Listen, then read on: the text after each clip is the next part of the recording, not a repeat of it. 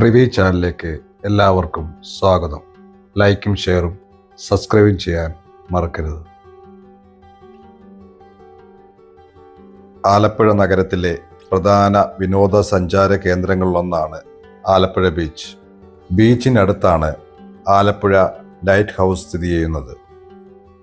Town റോഡിലൂടെ ബീച്ചിലേക്ക് പ്രവേശിക്കാം. കൂടാതെ പ്രദേശത്തിൻ്റെ സൗന്ദര്യം സംരക്ഷിക്കുന്നതിനായി ആലപ്പുഴ ബൈപ്പാസിൻ്റെ ഭാഗമായി ബീച്ചിലൂടെ ഒരു എലിവേറ്റഡ് ഹൈവേ കടന്നുപോകും. വർഷങ്ങൾക്ക് മുമ്പ് ആരംഭിച്ച ബീച്ചിലെ മറ്റൊരു ആകർഷണമായിരുന്നു ഒട്ടക സഫാരി. പക്ഷേ അധികാരികൾ അത് നിരോധിച്ചു. കടൽ വരെ നീളുന്ന ഒരു പഴയ പിയർ ബീച്ചിലുണ്ട്. അതിന് 150 വർഷത്തിലേറെ പഴക്കമുണ്ട്. 18-ാം നൂറ്റാണ്ടിൻ്റെ അവസാനത്തിൽ തിരുവിതാംകൂർ ദിവാൻ രാജകേശവദാസിൻ്റെ ഭരണകാലത്ത് കേരളത്തിലെ ആദ്യത്തെ തുറമുഖം തുറന്നത് ഉൾപ്പെടെ ഇന്ത്യയുടെ സമുദ്ര ചരിത്രത്തിലെ സുപ്രധാന നിമിഷങ്ങൾക്ക് ആലപ്പുഴ ബീച്ച് സാക്ഷ്യം വഹിച്ചിട്ടുണ്ട്. ഈ സംഭവം ആലപ്പുഴയെ ഒരു പ്രശസ്ത വിനോദസഞ്ചാര കേന്ദ്രമാക്കി പരിഗണിക്കുന്നതിന് കളമൊരുക്കി. 1862 നിർമ്മിച്ച ആലപ്പുഴ പിയർ എന്നറിയപ്പെടുന്ന കടൽപ്പാലത്തിൻ്റെ അവശിഷ്ടങ്ങൾ ഇന്നും ദൃശ്യമാണ്. കൂടാതെ ഈ പ്രദേശത്തിൻ്റെ ചരിത്രപരമായ സമൃദ്ധിയുടെ തെളിവായി നിലകൊള്ളുന്നു. ഒരു വിനോദസഞ്ചാര കേന്ദ്രമെന്ന നിലയിൽ ആലപ്പുഴയുടെ ചരിത്രം ഒരു പ്രമുഖ തുറമുഖ നഗരമെന്ന നിലയിലുള്ള അതിൻ്റെ ചരിത്രവുമായി അഭേദ്യമായി ബന്ധപ്പെട്ടിരിക്കുന്നു.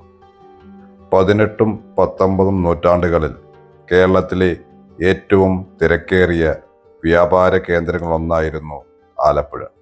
നീണ്ട കടൽ തീരവും തുറമുഖം നൽകുന്ന സൗകര്യങ്ങളും ലോകമെമ്പാടുമുള്ള വ്യാപാരികളെ ആകർഷിച്ചു. ഇത് സാംസ്കാരിക ഇടപെടലുകൾ പ്രോത്സാഹിപ്പിക്കുകയും വാണിജ്യ കേന്ദ്രമെന്ന നിലയിൽ പട്ടണത്തിൻ്റെ പദവി ഉയർത്തുകയും ചെയ്തു. ദക്ഷിണേന്ത്യൻ സംസ്ഥാനമായ കേരളത്തിലെ ഒരു നഗരമാണ് ആലപ്പുഴ.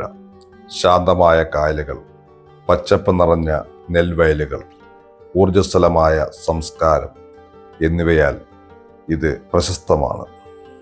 എന്നിരുന്നാലും തീരദേശ വിശ്രമ കേന്ദ്രങ്ങളുടെ ഹൃദയഭാഗത്ത് പ്രകൃതി സൗന്ദര്യത്തിനും ചരിത്ര പ്രാധാന്യത്തിനും പേരുകേട്ട ഒരു ജനപ്രിയ വിനോദസഞ്ചാര കേന്ദ്രമായ മനോഹരമായ ആലപ്പുഴ ബീച്ച് സ്ഥിതി ചെയ്യുന്നത്.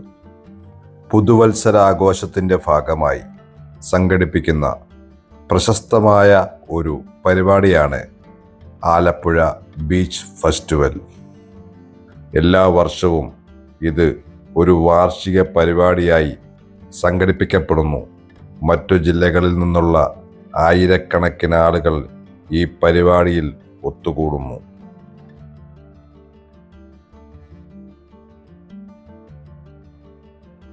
കേരളത്തിലെ നീണ്ട തീരപ്രദേശമുള്ള ജില്ലയായ ആലപ്പുഴയിലെ 2 വിളക്കുമാടങ്ങളിൽ ഒന്നാണ് ആലപ്പുഴ വിളക്കുമാടം.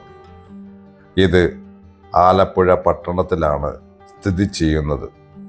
1862 നിർമ്മിച്ചത്. ഇത് ധാരാളം വിനോദസഞ്ചാരികളെ ആകർഷിക്കുന്നുണ്ട്.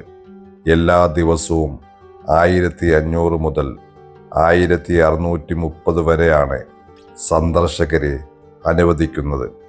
പ്രവേശന ഫീസ് 10 രൂപ മാത്രം. തിരുവിതാംകൂർ രാജ്യത്തിൻ്റെ ഭാഗമായിരുന്നു ആലപ്പുഴ. തിരുവിതാംകൂറിലെ പ്രധാന തുറമുഖങ്ങൾ വിഴിഞ്ഞം, കൊല്ലം, പുറക്കാട് എന്നിവയായിരുന്നു. പുറക്കാട് തുറമുഖം ക്ഷയിച്ചപ്പോൾ കച്ചവടക്കാരെ പുനരധിവസിപ്പിക്കാൻ തെരഞ്ഞെടുത്ത സ്ഥലമായിരുന്നു അത്രേ ആലപ്പുഴ തുറമുഖം. 1792 ഈ തുറമുഖം വിദേശ വ്യാപാരികൾക്കായി തുറന്നുകൊടുത്തത്. 18-ാം നൂറ്റാണ്ടിൽ ഒരു വിളക്കുമരം ഇവിടെ പ്രവർത്തനം ആരംഭിച്ചതായി കരുതപ്പെടുന്നു. മാർത്താണ്ഡവർമ്മ രണ്ടാമൻ ഭരിച്ചിരുന്ന കാലത്തായിരുന്നു ഇപ്പോഴുള്ള വിളക്കുമരം നിർമ്മിക്കാനുള്ള പ്രവൃത്തി തുടങ്ങിയത്. 1860 ഏപ്രിൽ 26 കല്ലിടിയിൽ കർമ്മം ചെയ്തു. മിസ്സിസ് മൗ ക്രൗഫോർഡ് എന്ന സ്ത്രീയായിരുന്നു അത്രേ. 1861 ആയില്യം തിരുനാൾ രാമവർമ്മയുടെ കാലത്ത് നിർമ്മാണം പൂർത്തിയായി. വെളിച്ചെണ്ണ ഉപയോഗിച്ച് പ്രവർത്തിക്കുന്ന ഒരു ദീപം 1862 മാർച്ച് 28 പ്രവർത്തിച്ചു തുടങ്ങി. 1952 വരെ ഈ സംവിധാനം പ്രവർത്തിച്ചിരുന്നു അത്രേ. പിന്നീട് ഗ്യാസ് ഉപയോഗിച്ചുള്ള ഫ്ലാഷ് ചെയ്യുന്ന തരം ദീപം നിലവിൽ വന്നു. 1960 വൈദ്യുതി ലഭിച്ചതിനെ തുടർന്ന് പാരീസ് നിർമ്മിച്ച ഉപകരണം ഉപയോഗിച്ചു തുടങ്ങി. കേരളത്തിലെ ആലപ്പുഴയിൽ സ്ഥിതി ചെയ്യുന്ന ഒരു സ്വകാര്യ ഉടമസ്ഥതയിലുള്ള മ്യൂസിയമാണ് രവി കരുണാകരൻ മെമ്മോറിയൽ മ്യൂസിയം. ഒരു കയർ വ്യവസായിയായിരുന്ന രവി കരുണാകരൻ 2003 രവിയുടെ മരണശേഷം അദ്ദേഹത്തിൻ്റെ കുടുംബം അവരുടെ സ്വകാര്യ കുടുംബ ശേഖരമായ കലാസൃഷ്ടികളും വിലപിടിപ്പുള്ള വസ്തുക്കളും ഉപയോഗിച്ച് അദ്ദേഹത്തിൻ്റെ പേരിൽ ഒരു മ്യൂസിയം നിർമ്മിച്ചു. ബെറ്റി കരണിൻ്റെ ഭർത്താവിൻ്റെ സ്മരണയ്ക്കായി 2003 ആലപ്പുഴയിൽ രവി കരുണാകരൻ സ്മാരക മ്യൂസിയം നിർമ്മിച്ചു. കരുണാകരൻ്റെ കുടുംബം കുറഞ്ഞത് 3 തലമുറകൾക്കായി കലാസൃഷ്ടികളുടെയും കലാരൂപങ്ങളുടെയും ശേഖരണികരാണ്. ശേഖരം ആദ്യം സ്വകാര്യമായിരുന്നു. എന്നിരുന്നാലും രവിയുടെ മരണശേഷം ബെറ്റി ശേഖരം പൊതുജനങ്ങൾക്കായി തുറന്നുകൊടുക്കാൻ തീരുമാനിച്ചു. എറണാകുളത്ത് നിന്നുള്ള ഒരു വാസ്തുശില്പിയായ ലാലിച്ചൻ സെക്രയാണ് മ്യൂസിയം രൂപകൽപ്പന ചെയ്തത്. 2006 നവംബർ 22 മേഘാലയ മുൻ ഗവർണർ M ജേക്കബ് ആണ് മ്യൂസിയം ഉദ്ഘാടനം ചെയ്തത്.